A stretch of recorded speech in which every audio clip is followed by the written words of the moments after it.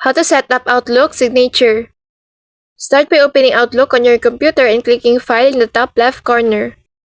From there, choose Options and in the new window, select Mail from the menu on the left. Next, click the Signatures button, which will open a box where you can create and manage your signatures. Click New, give your signature a name, and then type in the details you want to appear at the bottom of your emails, such as your name, job title, phone number, or even a website link. You can also change the font, color, or style and add images or logos if you'd like. Under Choose Default Signature, select the account you want to use it with, and decide whether it should show up automatically on new messages, replies, or both. Once you're happy with how it looks, click OK to save your changes.